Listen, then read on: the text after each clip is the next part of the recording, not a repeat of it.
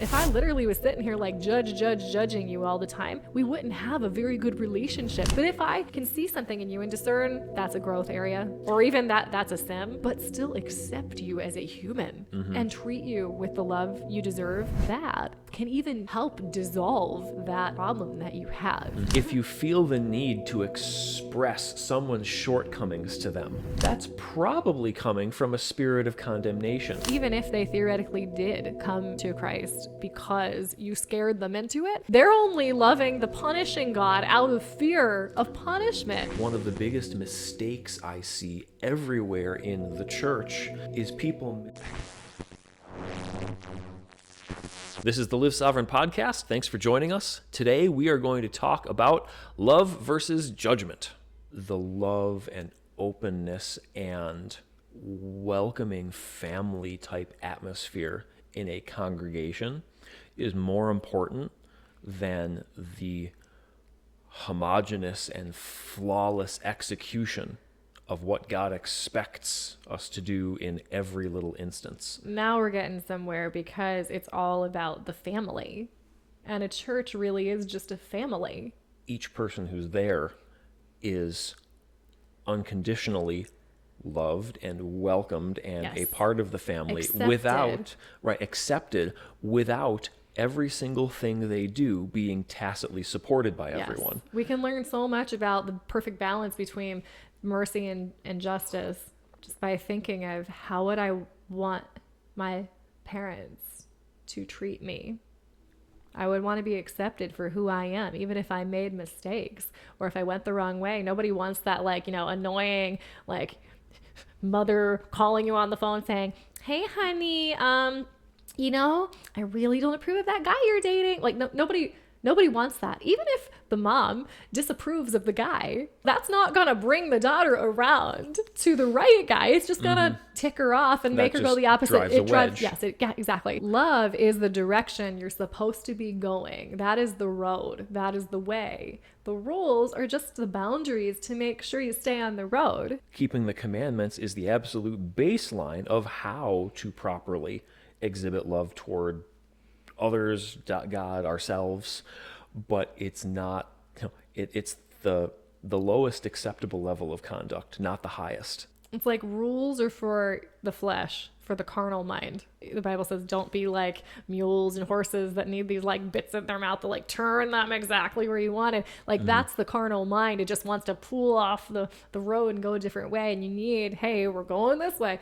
But it says don't be like that. You want to have a heart that is drawn to love, that wants to stay on the road. To be pursuing the highest expression of love in your life.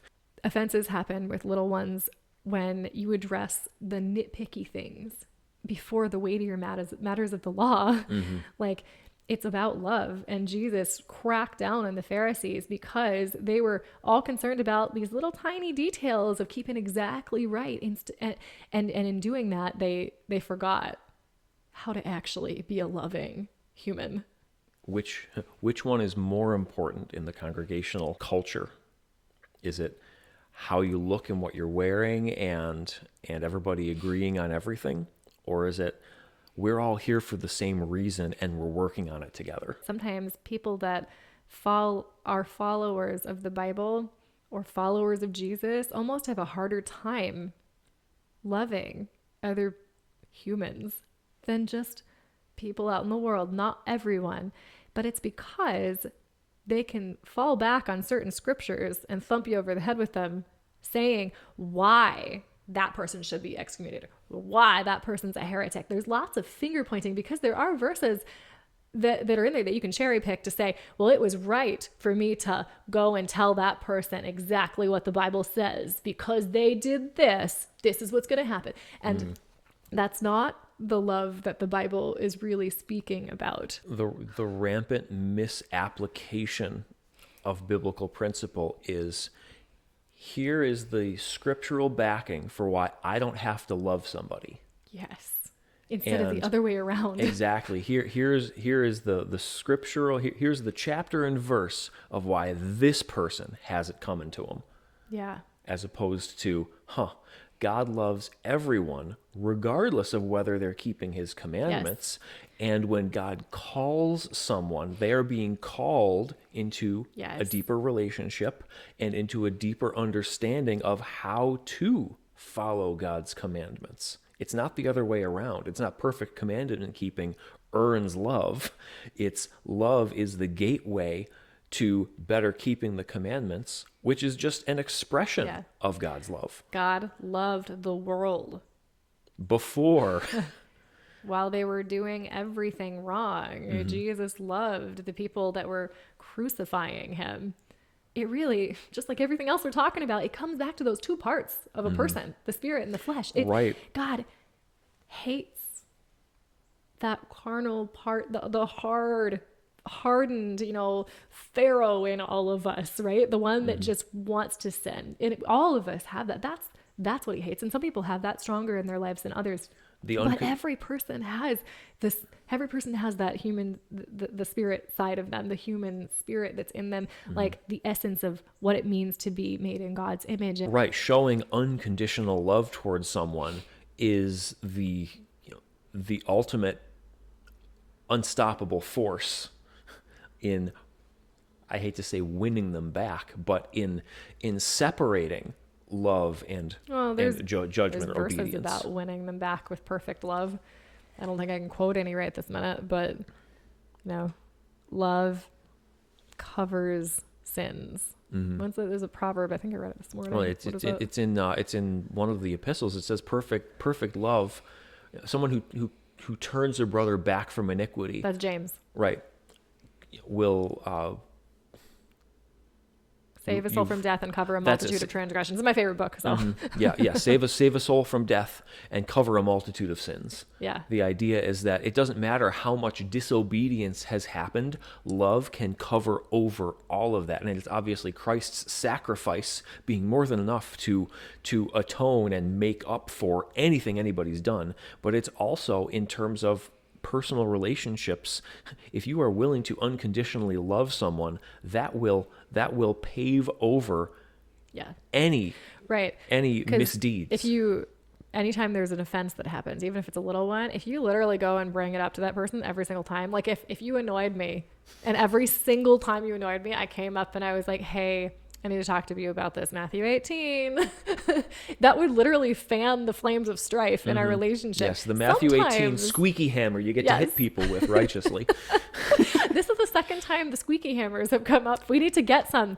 If you think that we should get some inflatable bats to hit each other with during this, please comment below.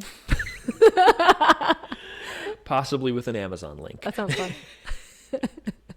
Maybe we can link and make some affiliate profit from these inflatable bats. The Live Sovereign podcast squeaky hammers. Marriage enhancers. Anyways, what was I saying? If I bring every single slight up to you, it will make our relationship worse. Sometimes we should bring something up. Right. But I have to get rid of all of my internal triggers that I can see or anything that is making me condemn you and judge you as a person before I bring something up to you. If I don't do that first, it will make it worse. Bringing something up so that someone knows about a flaw they have. Yeah, that never works out. That's in a spirit of judgment. All right, so guilty pleasure time. Can I talk about The Bachelor? All right, I was watching The Bachelor because it was good for my mental health. You think you have problems. I get too deep down the rabbit hole, as Aaron very well knows, and sometimes I need to ground myself a little. I don't know if I'm going to keep this in there or not, but on The Bachelor, I have been fascinated watching how anytime one of the women in The Bachelor is really like just off and is like playing the guy, but the guy can't tell. If another woman there goes and tells the guy, it never ends up well in her favor. The women that sit back and let the drama play out, they win. And that's why I married you. But it's That's all I'll fascinating to say. see it play out though, because like literally, I'm saying love covers a transgression and just keeps on loving and doesn't go and gossip about somebody, and like love covers a multitude of sins. It's literally meaning that's gonna work itself out. Like the ladies that go and like say, hey, you really need to watch out for this person. Yeah, it might get that other person out, but it also the guy doesn't like them anymore really either because they ratted somebody out.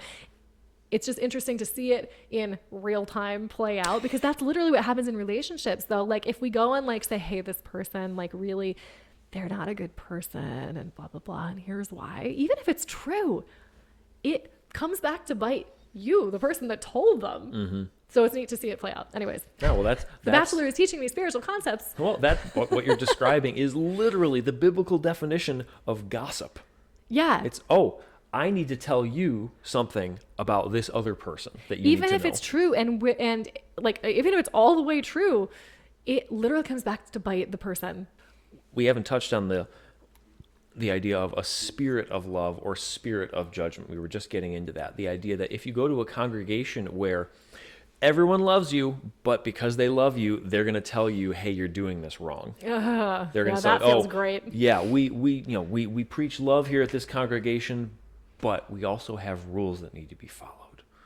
And here, you need your jacket and your pants don't match. Where's your tie? We love you. You need to be dressed properly. We love you, but Yeah, that's exactly it. We love you, but I mean, all of us has had a friend or somebody come up to us and been like, hey, I really love you, but like, if it starts with, I really love you, it but I'm about to tell you something that I don't love about you. But like, can you actually think of a time that somebody said, I love you, but that it ever was a positive thing? I'm actually asking, because if it's really coming through in the right spirit, I don't think you phrase it like that. I think you say, I love you. We need to talk about something. I don't know. Right. I love you, but is I think it's reflecting what's going on inside, right? it is the fundamental basis for a negative judgment that you have that you want to justify telling somebody about.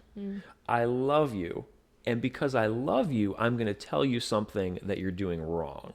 It's one of those things where you know it when you see it.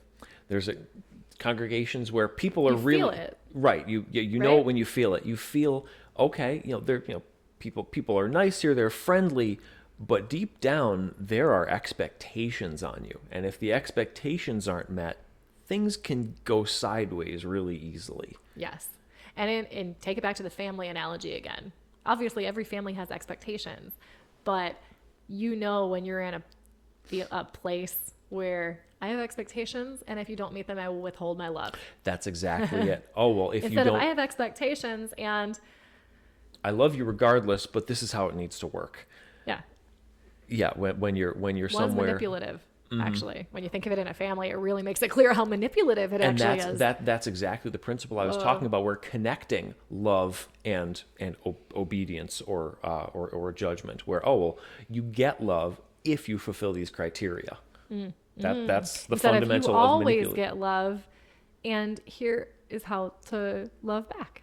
And here are the standards, and they're both just constants. Every kid knows the feeling of if they got disciplined for something in the right way or wrong, right? Like they know if it's coming from a love, even if they're getting disciplined or like a lecture or whatever it is, they know, the feeling. All of us can probably think back to when we were corrected as a kid, and even though it was hard and it hurt, we knew that it was coming from love from the parent versus even if you got caught for something that you really did wrong, if the parent had any kind of anger at you in like a negative way, you knew what's happening feels unreasonable. Yeah.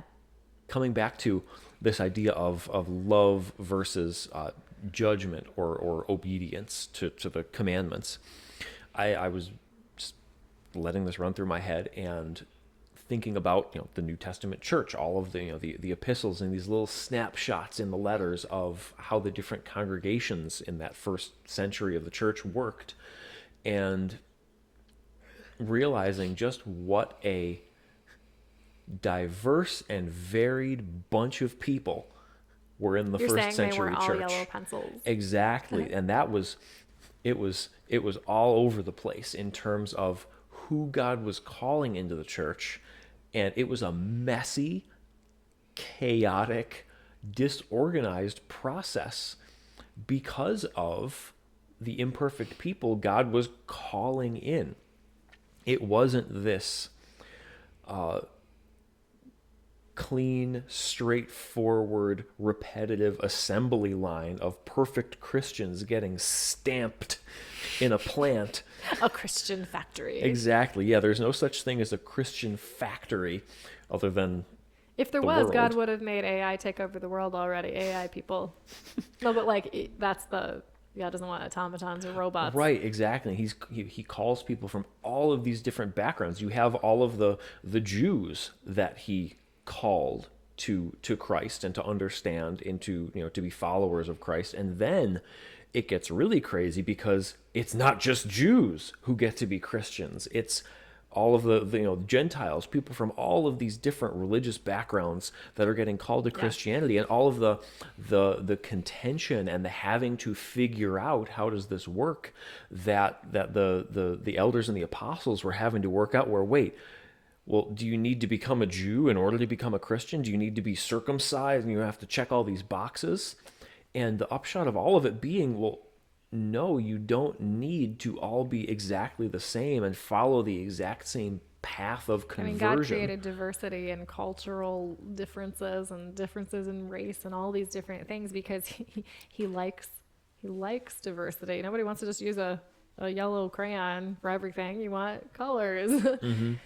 They can all be right. Like all the different colors make white. Right. Together make light. And that's part of the beauty. And I think how does that apply? Because we look at all of the different epistles that were written to the different congregations all throughout the known world in first century. They were all unique congregations that had unique flaws and strengths and literal societal cultures that they were in. And the epistles were dealing with all of the specific issues that had to get dealt with in each one of them. And how do we apply that to the church today? Well, there are different congregations, different people in literal different cultures, but also just congregations that have their own unique cultures to them. And it's not that one's right and one's wrong. Oh, well, the people that wear the suits and ties need to lighten up and, take their shoes off. Or, oh, well, all of these crazy independent congregations, they need to buckle down and, dress properly and sing the right hymns. And there's so much more freedom within. People miss the point. You can have two congregations of God's physical body that have wildly different cultures, and it's fine if you feel like you fit into one more than the other. Exactly. It doesn't make it right or wrong. Both congregations should realize, you know what? They're both pretty much okay. It's literally like that's part of the test that God lets us go through sometimes, is to say, okay, I'm going to make you blue and I'm going to make you red, and let's see how you do with that.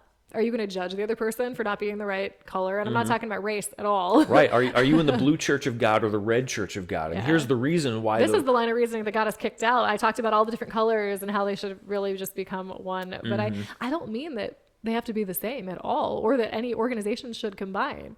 I mean that God encompasses all of these different colors. He is described as light, like the light. And light, when you shine it through a prism, is all the colors of the rainbow. And there's colors out there we don't even know yet. It breaks up into all of its separate wavelengths, but the idea is that it's all light, and it all combines together. Yeah, and there's no darkness, and Him is no darkness. I've been thinking a lot about that, like contrast between light and dark, where it's like, that's why He says we need to be clothed in white garments, because it's just light being so bright that you're just pure light. That's why like people couldn't look on God, because He was like, stronger than the strength of the sun. And darkness is just it's like a sunspot. It's like a part where it's blocking out the light. And those are the parts that we like to, if we have a dark spot in us, that's the part I see in somebody else and I judge that person. And that's where it comes back to like love instead of judgment. What? I'm just realizing it almost comes down to there are so many subsegments of God's church that have chosen a team color. They're in Go Blues. the Church of God red, the Church of God yellow, the Church of God orange, and they're busy wearing their team colors and saying, "Oh, well, anybody that's not wearing this color isn't the church." God's church is white light with all of the different colors in it. And if you're busy arguing over red, blue, or yellow, you're missing the point. Heresy hunting. There's so many like heresy hunters out there. Well, that's the same thing. Literally turning yourself into the judge. Right. The one that issues the sentence and says, this is a bad person. You're condemning them when you do that. Where time and time again in all of the epistles, I found at least 6 different examples where love is the thing that's commended in the different congregations of the New Testament. It's not, oh, how perfectly you are keeping God's commandments. That's expected. Obedience is a requirement. But that's not the thing that they were commended by or that set them apart in a good way. It was, oh, your love toward each other, your love toward the brethren, your love toward the church. That was the highest expression that Paul or whoever was writing to them was recognizing that you get it. You love others, which is easier not to do than, oh, well, congratulations, you have faithfully kept the Sabbath every week for 30 years. That's not worth much if you're busy. You don't have love. If you're busy judging all the people who aren't keeping the Sabbath the same as you. Yeah. It's all about like elevating yourself to the seat of judgment, the seat of condemnation. Like that is what creates problems. That is what creates strife and wars and just interpersonal drama, is when you judge someone else, and judging meaning condemning. Mm-hmm. Yeah, not judging, saying, I don't believe this thing is right. Yeah, it's unfortunate that the English language doesn't has that it's kind imprecise. Yeah, it is. It's judging, not discerning a situation, but condemning a person. Yes, there because of a belief discern. or an action. You can discern whether something's right or wrong, and if a person is making a right or wrong choice without condemning them. That is where the problem is. We need more discernment and less condemnation. And that's what produces harmonious relationships. If I literally was sitting here like judging you all the time, we wouldn't have a very good relationship. That's what causes problems. Yeah. But if I can see something in you and discern, okay, that's a growth area, or even that's a sin. If I can discern it, but still accept you as a human and treat you with the love you deserve as a person born in the image of God, that of itself can even help dissolve that sin or problem that you have. If I just keep on shining it at the dark spot. And here's the crux of it. Judgment in condemnation needs to be shared. If you're condemning someone, they need to know about it. What? Meaning, like, it sounds like you said that we need to share our condemnation. No, I know that's what you No, can't. I'm saying You can't mean that. when you're coming from a condemning spirit, keeping it to yourself is pointless. We're talking about spirits and attitudes. Right. That's why it's not so black and white. If you feel the need to express someone's shortcomings to them, that's probably coming from a spirit of condemnation. I see a flaw in someone and I need to tell them about it.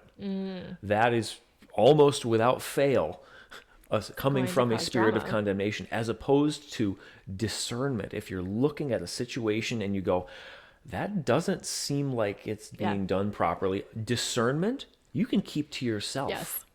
Discernment, you can go, that's not being done right. And then you take it to God and pray for the other person, right, instead of whatever else you were going to do. And from a discerning heart, you can decide whether or not sharing the truth in love is going to be helpful, or if if you just get the sense, I see a problem there, but I don't think bringing it to that person right now is going to be very good for them. Yeah. If you can tell someone is not interested in whether or not what you think what they're doing is right or wrong.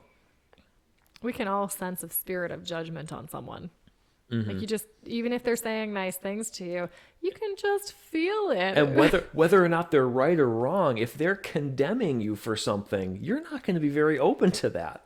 Exactly. Well, You can never lead someone to Christ through a spirit of judgment. Mm-hmm. Like, and even if they theoretically did come to Christ because you scared them into it, they're only loving the punishing God out of fear of punishment. They're only going to stick. Loving. They're only going to stick around out of being afraid of the consequences. In 1 John 2:10, it says, "He who loves his brother abides in the light," just what we were talking about, "and there is no cause for stumbling in him." Meaning, if your fundamental desire and your focus is showing love toward people, you don't need to go back and go, okay, well, am I keeping this commandment? Am I keeping that commandment? No, do I need to not, hate my brother in my heart? Well, you're automatically keeping all of the specific commandments in a given situation if you truly deep down are concerned with the good and benefit of somebody else. You don't have to go down and check the boxes of, okay, well, I'm not coveting something, I'm not hating somebody, I'm not lying. If it's, I want the best for this person. Right. And how can I express that? You have to continually check in with yourself and with God, like on a moment to moment basis. Sometimes, am I coming from a place of give or am I coming from a place of take? Mm-hmm. And it can be tricky because sometimes we want to give advice, but sometimes giving can be taking. Y'all, Right. Unwanted advice that the person isn't ready for yet is taking, even though you think you're giving. Right, because you either hate your brother in your heart, and telling them what's wrong with them is a nice little ego stroke. Yeah, you have to constantly be like asking God, what does this person need to hear at this moment? Because it's going to be different depending on the person and the moment. Mm-hmm. Because it's like a light bulb that only has 60 watts. Is that a normal light bulb? Old school, but yeah. Okay. If you all of a sudden flood that with zillions of watts of electricity, Like a lightning strike. it's going to short circuit or explode the bulb. Mm-hmm. You have to be discerning of how much can this person handle, Yeah. of how much truth can you handle. What wattage is this person rated at right now? Exactly. And if you're not tuned into that person in the moment, you might short circuit them with what you tell them. And if you don't care whether the light bulb explodes, Ooh. sure, hit him with whatever voltage you Yeah. feel like. Yeah. Yeah. And Are we that's exploding somebody with our advice? Yeah, if you don't care about the other person, yeah, tell them whatever you want because it's their problem, not mine. And you can never do this just by checking off things or like reading a list of what I should do. You literally have to have that open connection with God and in the moment be like, okay, what do I need to tell this person or what should I do? Oh, I don't need to tell them anything. Okay. Like Right. it has to be moment to moment. That's why the Spirit will give you what you need to say in that moment. And that's the perfect explanation of love versus keeping the commandments. And in First John, again, it says, "Let us not love in word or in tongue, but in deed and in truth." Not saying how much you love somebody, so let me tell you all your flaws, but it's really in what Or hating you them in do. your heart. Right. It's in the acts and the attitude that you have that love actually comes out. And fundamentally, what it comes down to, I think, is 1 Corinthians 13. That description of love, it says you can have All knowledge. You can know Look at every that. commandment up and down and backwards and forwards. look at that, we finish each other's sandwiches. You can have perfect knowledge and Now I'm understanding. hungry. Do you have any sandwiches? You can have perfect knowledge and understanding theoretically, but if you don't have love toward others, no amount of knowing how to do everything perfectly is worth anything. Yeah. And I think in a lot of the commandment keeping churches, the ones that don't think it's done away with, they think that love, the new commandment, is an expansion of the 10 commandments, which is what we believe. In a lot of those commandment keeping churches, I think that the knowledge and all that stuff gets puffed up and blown out of proportion. I think that's the tendency. If you keep the law, you keep it so well, you forget about the grander scheme of things. That no amount of commandment keeping compensates for not having actual outgoing concern for other people. And not saying, oh, well, if you understand everything the same way I do, if you do all that stuff, then I can love you. When we're trying to get somebody to believe exactly what we believe, usually we're not coming from a place of love. Right. That however we fooled ourselves, that's coming from a place of vanity and saying, I need you to understand this. Right. And I understand more than you. Yeah. So you need to fill in the blank. Yeah. That's coming from a place of pride, not from a place of love. Yeah, and that's why knowledge puffs up. Mm-hmm. But love edifies. Puffs up versus builds up. I think really just realizing that following God in the best way that you understand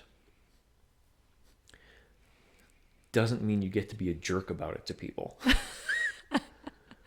And following God in the best way you understand does not require you to roll over other people and their beliefs because of your righteousness. Yeah. And that's one of the biggest mistakes I see everywhere in the church is people mistaking their beliefs for a ultimate justification truth. as the same thing as the truth. I believe one thing and you believe one thing, and everybody believes something, and we all have slightly different beliefs about things just because we understand them differently. But ultimately, the test of love is, are we willing to literally put up with each other in our slightly different understandings of things and have legitimate, actual love, even if we don't have the exact same understanding about something? I think that's what true love is, because the Bible uses the example of tax collectors and sinners all love each other because they all believe the same things basically. But as soon as somebody believes something different than you, does your love stop? Mm-hmm. Is that teeny tiny difference enough of a justification for me to not show love toward you, or to not have a close relationship because you clearly don't understand something? Hopefully you found this discussion interesting, and we are thankful that you guys are watching. This is an ongoing conversation, all of these topics and discussions that we have. So weigh in with your thoughts, other ideas, scriptures that you may have, but make sure, keep it loving. And and make sure you link below to any inflatable hammers that we can use to bop each other over the head with for next time. We're not called to be butts in seats. God doesn't call you just to sit there. He calls you to serve. Everybody has gifts, and they should be free to serve and engage those gifts as the Spirit moves them.